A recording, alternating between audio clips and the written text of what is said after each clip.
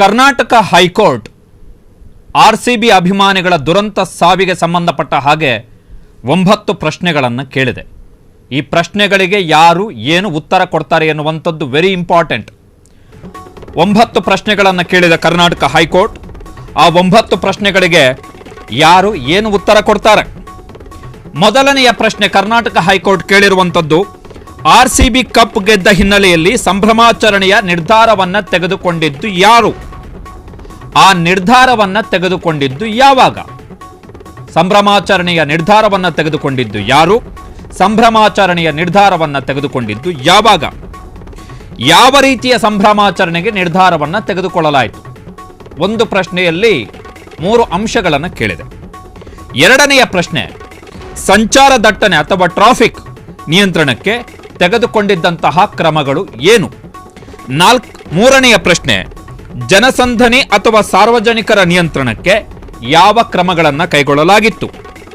ಸಂಭ್ರಮಾಚರಣೆಯ ಸ್ಥಳದಲ್ಲಿ ಯಾವೆಲ್ಲ ವೈದ್ಯಕೀಯ ಮತ್ತು ಇತರೆ ಸವಲತ್ತುಗಳ ವ್ಯವಸ್ಥೆಯನ್ನು ಮಾಡಿಕೊಳ್ಳಲಾಗಿತ್ತು? 5ನೆಯ ಪ್ರಶ್ನೆ, ಎಷ್ಟು ಮಂದಿ ಪಾಲ್ಗೊಳ್ಳಬಹುದು, ಯಾರು ಪಾಲ್ಗೊಳ್ಳುತ್ತಾರೆ ಎಂಬ ಬಗ್ಗೆ ಆರಂಭದಲ್ಲೇ ಯಾವುದಾದರೂ ಲೆಕ್ಕಾಚಾರವನ್ನು ಹಾಕಲಾಗಿತ್ತೇ? 6ನೆಯ ಪ್ರಶ್ನೆ, ಗಾಯಗೊಂಡವರಿಗೆ ಸ್ಥಳದಲ್ಲೇ ತಕ್ಷಣದ ವೈದ್ಯಕೀಯ ನೆರವು ನೀಡಲಾಯಿತೇ? ಇಲ್ಲ ಎಂದಾದಲ್ಲಿ, ವೈದ್ಯಕೀಯ ನೆರವನ್ನು ಕೊಡಲಿಲ್ಲ ಅನ್ನೋದಾದರೆ ಅದಕ್ಕೆ ಕಾರಣ ಏನು? 7ನೆಯ ಪ್ರಶ್ನೆ, ಗಾಯಾಳುಗಳನ್ನು ಆಸ್ಪತ್ರೆಗೆ ಕರೆದುಕೊಂಡು ಹೋಗುವುದಕ್ಕೆ ಎಷ್ಟು ಸಮಯ ಬೇಕಾಯಿತು? ಇಂತಹದ್ದೇ ಸಂಭ್ರಮಾಚರಣೆಯ ಅಥವಾ ಕ್ರೀಡಾ ಸಮಾರಂಭಕ್ಕೆ ಸಂಬಂಧಪಟ್ಟ ಹಾಗೆ 50,000 ಮೇಲ್ಪಟ್ಟ ಜನಸಂದಣಿಯ ನಿರ್ವಹಣೆಗೆ ಮಾರ್ಗಸೂಚಿಯನ್ನು ಹೊರಡಿಸಲಾಗಿತ್ತೇ? 9ನೆಯ ಪ್ರಶ್ನೆ, ಸಂಭ್ರಮಾಚರಣೆಯ ಆಯೋಜನೆ ಮಾಡುವುದಕ್ಕೆ ಅನುಮತಿಯನ್ನು ನೀಡಲಾಗಿತ್ತೇ? ಈ 9ನೆಯ ಪ್ರಶ್ನೆಯೇ ವೆರಿ ಇಂಪಾರ್ಟೆಂಟ್. ಆ 9ನೆಯ ಪ್ರಶ್ನೆಯ ಆಧಾರದಲ್ಲೇ ಉಳಿದ ಎಲ್ಲವೂ ಕೂಡ ನಿಂತಿರುವಂಥದ್ದು. ಕರ್ನಾಟಕ ಹೈಕೋರ್ಟ್ನ ಹಂಗಾಮಿ ಮುಖ್ಯ ನ್ಯಾಯಮೂರ್ತಿ ಕಾಮೇಶ್ವರ್ ರಾವ್ ಮತ್ತು ನ್ಯಾಯಮೂರ್ತಿ CM ಜೋಶಿ ಅವರಿದ್ದಂತಹ ಪೀಠ ಈ ಪ್ರಶ್ನೆಯನ್ನು ಕೇಳಿದೆ. 9 ಪ್ರಶ್ನೆಗಳು. ಜೂನ್ 10ನೆಯ ತಾರೀಕು ಅಂದರೆ ಮಂಗಳವಾರ, ಮುಂದಿನ ಮಂಗಳವಾರ ಆರ್ಸಿಬಿ, ಕರ್ನಾಟಕ ಸರ್ಕಾರ ಅಂದರೆ ರಾಜ್ಯ ಸರ್ಕಾರ, ಬೆಂಗಳೂರಿನ ಪೊಲೀಸರು, ಈ ರಾಜ್ಯದ ಅತ್ಯಂತ ದೊಡ್ಡ ಮಹಾನುಭಾವರು ಇರತಕ್ಕಂತಹ ಘನತೆವೆತ್ತ ಸಂಸ್ಥೆ ಅಂತೇಳಿ ಕರೆಸಿಕೊಳ್ಳುವಂತಹ ಕರ್ನಾಟಕ ಕ್ರಿಕೆಟ್ ಅಸೋಸಿಯೇಷನ್ ಇದಕ್ಕೆ ಉತ್ತರವನ್ನು ಕೊಡಬೇಕು. ಈ ಪ್ರಶ್ನೆಗಳಿಗೆ ಕರ್ನಾಟಕ ಹೈಕೋರ್ಟು ಸ್ವಯಂ ಪ್ರೇರಿತ ದಾವೆಯನ್ನು ದಾಖಲಿಸಿಕೊಂಡಿದೆ. ಸ್ವಯಂ ಪ್ರೇರಿತ ಸೊಮೋಟೋ ಕೇಸ್. ಸೊ ಈಗ ಕರ್ನಾಟಕ ಹೈಕೋರ್ಟ್ 9 ಪ್ರಶ್ನೆಗಳನ್ನು ಮುಂದಿಟ್ಟಿದೆ. ಚಿನ್ನಸ್ವಾಮಿ ಸ್ಟೇಡಿಯಂನ ಬಳಿ ನಡೆದಂತಹ ದುರಂತಕ್ಕೆ ಸಂಬಂಧಪಟ್ಟ ಹಾಗೆ ಆ 9 ಪ್ರಶ್ನೆಗಳಿಗೆ ಉತ್ತರವನ್ನು ಕೊಡಬೇಕು.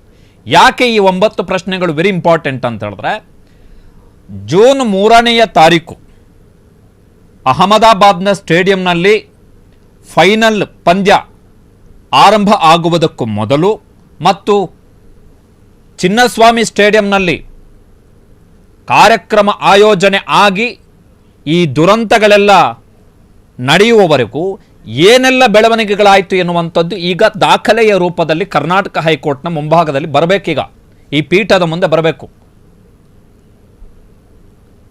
ಮಿನಿಟ್ಸ್ ಆಫ್ ಮೀಟಿಂಗ್ ಅಂತ ಕರಿತೀವಿ. ಅಂದರೆ ಯಾವ ಯಾವ ಸಭೆಗಳನ್ನು, ಯಾವ ಯಾವ ಕಮ್ಯುನಿಕೇಷನ್ ಅಥವಾ ಯಾವ ಯಾವ ಸಂವಹನವನ್ನು ನಡೆಸಲಾಯಿತು, ಅದಕ್ಕೆ ಸರ್ಕಾರದ ಕಡೆಯಿಂದ ಉತ್ತರ ಏನು ಬಂತು, ಆರ್ಸಿಬಿ ಕಡೆಯಿಂದ ಉತ್ತರ ಏನು ಬಂತು, ಕರ್ನಾಟಕ ಕ್ರಿಕೆಟ್ ಅಸೋಸಿಯೇಷನ್ ಕಡೆಯಿಂದ ಏನು ಬಂತು, ಬೆಂಗಳೂರು ಪೊಲೀಸರ ಕಡೆಯಿಂದ ಉತ್ತರ ಏನು ಬಂತು, ಎಲ್ಲವೂ ದಾಖಲೆ ರೂಪದಲ್ಲೇ ಇರ್ತವೆ.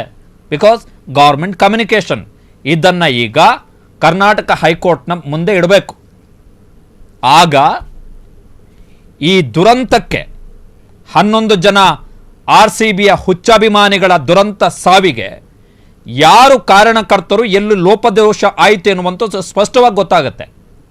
ಯಾರು ಯಾರನ್ನು ಓವರ್ಟೇಕ್ ಮಾಡಿದ್ರು, ಯಾರು ಯಾವ ಕಾರಣಕ್ಕೋಸ್ಕರ ತಿರ್ಪೇಶೋಕಿ ಮಾಡೋಕ್ಕೆ ಹೋದ್ರು ಎನ್ನುವಂಥದ್ದು ಗೊತ್ತಾಗುತ್ತೆ.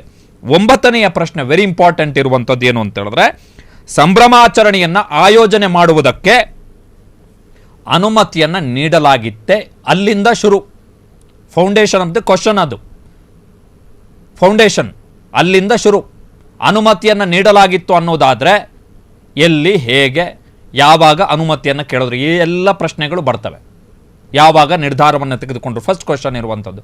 ಯಾವಾಗ ನಿರ್ಧಾರವನ್ನು ತೆಗೆದುಕೊಂಡ್ರು, ಯಾವ ರೀತಿಯ ಸಂಭ್ರಮಾಚರಣೆ, ಅದು ಕೂಡ ವೆರಿ ಇಂಪಾರ್ಟೆಂಟ್. ಯಾವ ರೀತಿಯ ಸಂಭ್ರಮಾಚರಣೆ, ಯಾವಾಗ ಸಂಭ್ರಮಾಚರಣೆ ಮಾಡಬೇಕು, ಏನು ಜೂನ್ 4ನೇ ತಾರೀಕೇ ಮಾಡಬೇಕು ಅಂತೇಳಿ ನಿರ್ಧಾರ ಆಯ್ತಾ, ಅಥವಾ ಇಲ್ಲ ಕೆಲ ದಿನಗಳ ಬಳಿಕ ಮಾಡೋಣ ಅಂತ ಆಯ್ತಾ, ಅಥವಾ ಸಂಭ್ರಮಾಚರಣೆ ಮಾಡೋದಾದರೆ ವಿಧಾನಸೌಧದ ಮುಂಭಾಗದಲ್ಲಿ ಮಾತ್ರ ಸಂಭ್ರಮಾಚರಣೆಗೆ ಪರ್ಮಿಷನ್ ಇತ್ತಾ ಎಕ್ಸಿಕ್ಯೂಟಿವ್ ನಿರ್ಧಾರದ ಕಾರಣಕ್ಕೋಸ್ಕರ, ಅಥವಾ ಚಿನ್ನಸ್ವಾಮಿ ಸ್ಟೇಡಿಯಂನಲ್ಲೂ ನಿರ್ಧಾರವನ್ನು ಕೈಗೊಳ್ಳಲಾಯ್ತಾ, ಏನು? ಈಗ ದಾಖಲೆಯ ರೂಪದಲ್ಲಿ ಉತ್ತರವನ್ನು ಕೊಡಬೇಕು.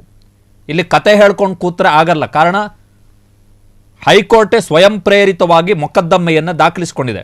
ಒಂದು ಪ್ರೈವೇಟ್ ಪಿಟಿಷನ್ ಮೊನ್ನೆ ಮೆನ್ಷನ್ ಆಯಿತು, ಬೆಳಿಗ್ಗೆ ಜೂನ್ 5ನೇ ತಾರೀಕು ಮುಖ್ಯ ನ್ಯಾಯಮೂರ್ತಿಗಳ ಪೀಠದ ಎದುರುಗಡೆ. ಸೊ ಅದನ್ನು ಆ ಮೆನ್ಷನ್ ಆದ ತಕ್ಷಣ ಮಧ್ಯಾಹ್ನದಷ್ಟೊತ್ತಿಗೆ ಅದನ್ನು ಕರ್ನಾಟಕ ಹೈಕೋರ್ಟ್ನ ಮುಖ್ಯ ನ್ಯಾಯಮೂರ್ತಿಗಳ ಪೀಠ ಅದನ್ನು ಸುಮೋಟೋ ಆಗಿ ಕನ್ವರ್ಟ್ ಮಾಡಿಕೊಳ್ತು. ಸೊ ಈಗ ಹೈಕೋರ್ಟ್ನ ಸುಪರ್ದಿಯಲ್ಲಿ ಇರುವಂಥದ್ದು ಪ್ರಕರಣ. ಒಟ್ಟು 4 ಇನ್ವೆಸ್ಟಿಗೇಷನ್. ಒಂದು ಕಡೆ ಕರ್ನಾಟಕ ಹೈಕೋರ್ಟ್ ಸುಮೋಟೋ, ಇನ್ನೊಂದು ಕಡೆ ನ್ಯಾಯಮೂರ್ತಿ ಮೈಕಲ್ ಡಿ ಕುನ್ನಾ ಅವರ ನೇತೃತ್ವದಲ್ಲಿ ಏಕಸದಸ್ಯ ನ್ಯಾಯಾಂಗ ತನಿಖೆಗೆ ಆದೇಶವನ್ನು ಕೊಡಲಾಗಿದೆ.